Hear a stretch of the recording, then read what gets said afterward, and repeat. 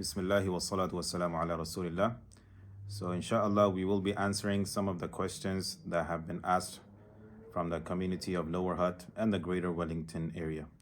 So inshallah bi'idhnillahi ta'ala, with the help of Allah subhanahu wa ta'ala, we will be answering some of the questions. Yes. Bismillahirrahmanirrahim. So this question is from Imran.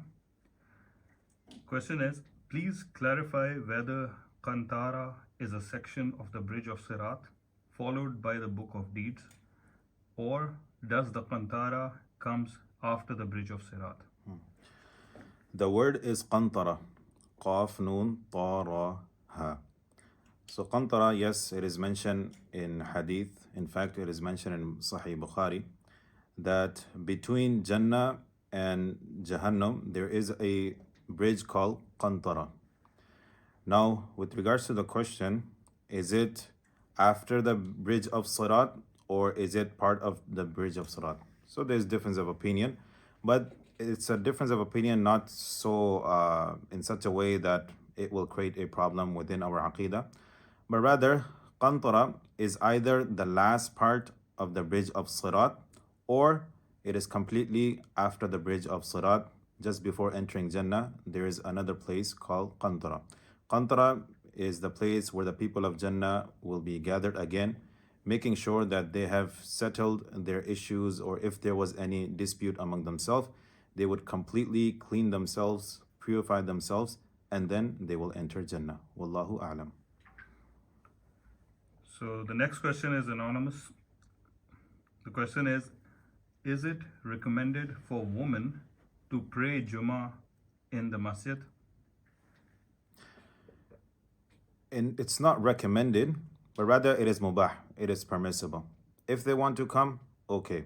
And even if they want to bring their children, especially living in non-Islamic environment, where the children, it needs to be shown the Islamic environment. If they are bringing for that reason, of course, that is okay. However, it is not recommended for them to come to masjid. If they want to come, then they are allowed, as long as they are maintaining the Sharia principles. One of them, the important part, is that they are covering themselves properly. Also, the masjid should have a separation, completely barrier, where men and women are not mixed together. And also, when the woman is coming to the masjid, she should not wear such clothes that are eye-catching. So these things needs to be there if she is coming to the masjid. However, for the woman, both reward is equal. If she prays 4 rak'at dhuhr at home or she prays 2 rak'at jumma, both the rewards are equal. Wallahu a'lam. The next question is, if someone has bought a house on a mortgage and living in it with the family, then what should the person do? Is there any relaxation for the owner occupiers? This is a severe matter and there is no leeway, because Quran says that the person who is involved in riba or interest, that person is war with Allah and His Rasul. So the matter is very severe. So if the person is living, the person first of all should do tawbah wa istighfar to Allah subhanahu wa ta'ala, and the person should start looking for a rent house or the house maybe out of the city where the person can afford the house. Person should make an effort to leave this house and look for another place or rent place or where the person can afford. Wallahu a'lam. The next question is zakat can be used for roza iftar, but you are not 100% sure people who break fast are eligible or not?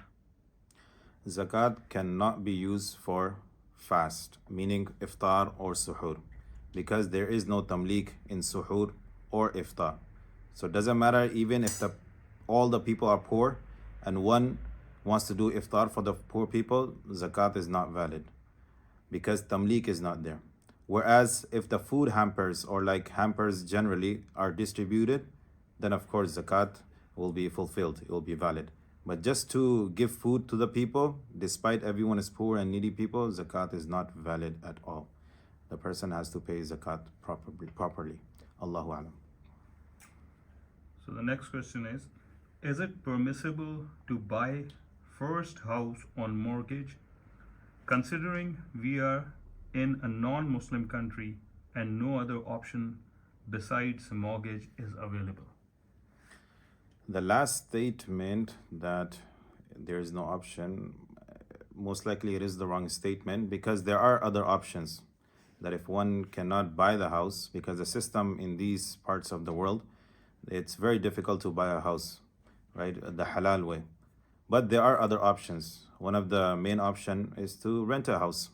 That the person should rent a house so the person can be saved from all types of riba. Or the person can move away from the city and maybe live in the suburbs where the houses are cheaper. So in that way, the person can live. But even to buy first house, even in New Zealand or any part of the world, the first house is not permissible. Rather, it is a sin. Allahu alam. The next question is, what is the ruling of cryptocurrency trading in Islam?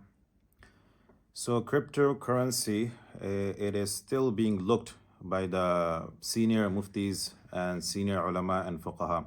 Some of the ulama have given permissibility, but majority have still doing sukut, meaning they are still researching about cryptocurrency. So with regards to trade, at the moment, one should abstain from any type of crypto trading or even buying cryptocurrency, because right now the criteria and the condition of currencies, that from fiqh perspective, what is the definition of currency, is not met yet with the definition of cryptocurrency.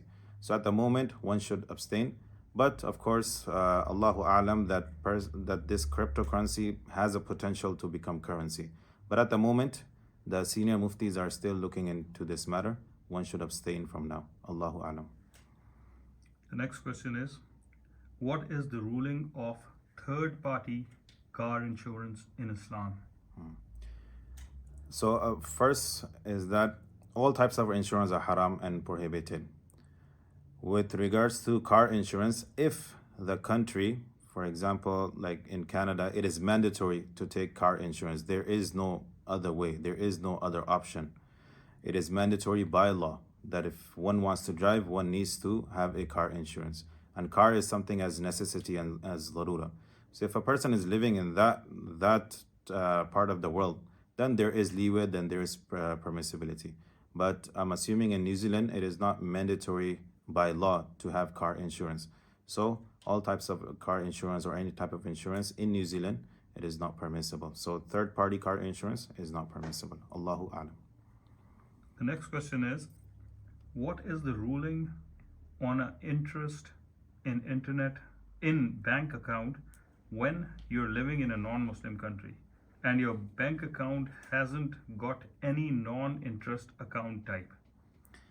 In this situation, because the interest money is coming in, so in this situation, the person takes the interest money and gives it to sadaqah, charity, without the intention of reward. Meaning, the person takes out interest and gives it to the poor and needy people without want to have the reward, because this money, it's impure money. So person should give it to charity and poor and needy people. Wallahu A'lam. The next question is, how to pray Qadai Umri? Is there any shorter version of prayer so that the missing prayers can be performed easily? Qada Umri, it is a very difficult situation, especially a person who's been missing salah for a long time, for many, many years. But what the ulama, they prescribe, one cannot even give fidya as long as the person does not have any temporary, any permanent sickness. So Qada Umri has to be done. One of the way is that whatever the salah you are praying, for example, Asr Salah, that you're about to pray Asr Salah. Before praying that day's Asr Salah, pray 4 rakat of Asr of Qada. So in that way, on a daily basis, you are keeping up with your Qada Umri. Likewise, that you have performed Salatul Maghrib. Now after Salatul Maghrib, you pray individually another 3 rakat of Qada. So in that way, you are keeping up with your schedule of Qada Umri. So likewise for Fajr, that because there is no nafil afterwards that can be prayed, but the Qada can be prayed after Fajr and after Asr. So one can pray 2 rakat after praying Fajr Salah. So in that way, the person can manage and see the schedule. This is the easiest way that the ulama have prescribed. Allahu A'lam. Yes, next question. Is it permissible to pray salah in pajamas or better to use other clothes? It is disliked, makruh, to perform salah in pajamas. These are something that is not liked, especially standing in front of Allah subhanahu wa ta'ala. One should wear good attire, good clothes, and especially also coming to the masjid, one should look presentable. Just like how we go to any court, standing in front of the judge, we make sure that we dress nice. Likewise, coming to the masjid, one should wear good clothes, perfume, and even praying at home, one should perform with good clothing. But if a person is like extremely lazy, or the Fajr time, for example, is coming to an end, at least have qamis on top or jubba on top that covers pajama. But of course, pajama has to be pure. Allahu A'lam. The next question is Salatul Witr 3 rakat. Can we pray in Tahajjud time? Actually, it is preferred to pray Salatul Witr at Tahajjud time, and this was done by often by Rasulullah sallallahu alaihi wasallam, that he would perform Tahajjud, dua, and then last thing, just before Salatul Fajr, he would perform Salatul Witr. So it is highly recommended to do this way. By doing this way, one is following the complete sunnah of Rasulullah sallallahu alaihi wasallam. Allahu A'lam.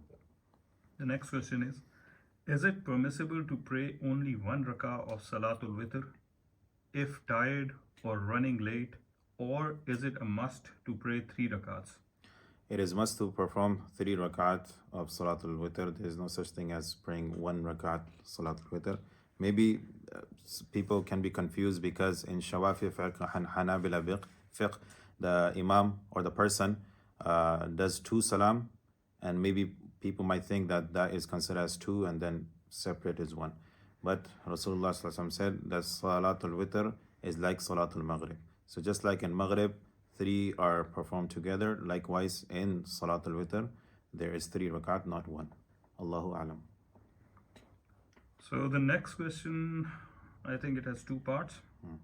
So because probably it's a long question. My US dollar bank account linked to my non-interest NZ bank account recently started earning interest. The bank told me they no longer offer non-interest foreign currency accounts. What are the rulings in this scenario? This question was just answered, that in this situation, when the person is getting interest, the person should take out interest and give it to sadaqah and charity without the intention of reward. So to make the person's saving pure, halal, the person should take this interest money not to use on himself or anyone, rather give it to the charity, poor and needy people. And Allah knows best. The next question is, according to the commandments of Allah subhanahu wa ta'ala and sunnah of Prophet sallallahu alaihi wasallam, what are the entitlements, rights, haqooq, or responsibilities of a wife over her husband? Is there any other question similar to that? Yeah, there's another one.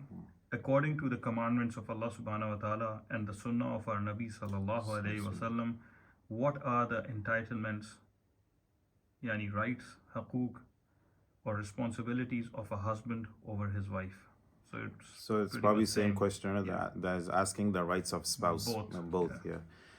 This is a long answer to it, but in brief, in short, is that the husband has some rights, the woman basic have some rights. So for the husband is that he should provide for his wife, making sure that her nafqa, that he is financially spending on her. And many times the wife is living with the in-laws. It is important that the husband gives her private washroom, private room, and even if it's better, that private kitchen is given to her. These things are some of the basic things. Otherwise, many times there's so many disputes and fight among the in-laws. And also the husband should treat her with kindness. The mizaj and the temperament of both man and woman, it is different. Woman is created with a lot of emotions. The husband should understand not to put anger on her, not to hit her. Rather, hitting each other is completely haram and prohibited. So these are some of the rights that the husband should be doing. As Allah subhanahu wa ta'ala says, الرجال قوامون على النساء. The man has been given responsibility, more responsibility upon their woman, upon their spouse. Likewise, the woman, the wife, has rights too, meaning she should be kind to the husband, making sure that, especially when the husband is coming to home tired, she should provide herself, and making sure that even cooking is highly recommended. Even though in today's time, a lot of these things are there where they say that cooking is not farz or wajib, but these are some of the rights and recommended things that the wife should be doing for the husband. Just like how there's importance given to husband that he should be doing for the wife, likewise for the wife it is important as well. And between them there should be some mutual understanding, especially with regards to their sexual relationship. That needs to be there as well. They should have mutual understanding based on that. Also, the husband and wife should learn about their sexual relationship, because it is important as well, because insan is created with a lot of sexual desires, and that needs to be fulfilled the right way. And also there's a book called Tuhfa Zawjain, meaning the gift to the both spouse. It's written in Urdu and English as well. One can recite this book, read this book, Tuhfa Zawjain, and inshallah the person or the spouse will be benefited. Wallahu a'lam. The next question is, what directives do Allah and the Sunnah of the Prophet Muhammad sallallahu alaihi wasallam provide regarding the modesty, shyness, and veiling of women?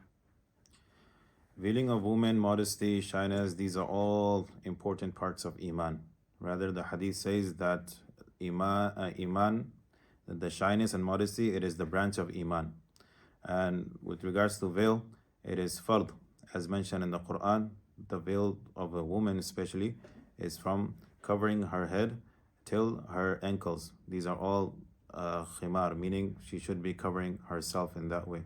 So these are things that are fard, not sunnah, not mustahab. Rather, these are things that are fard. One should adopt, not just women, but also the men as well should adopt shyness and modesty, and especially lowering the gaze. Both things go hand to hand. So yes, these are highly important parts of Islam and Iman. Rather, it is fard and mandatory. Allahu a'lam.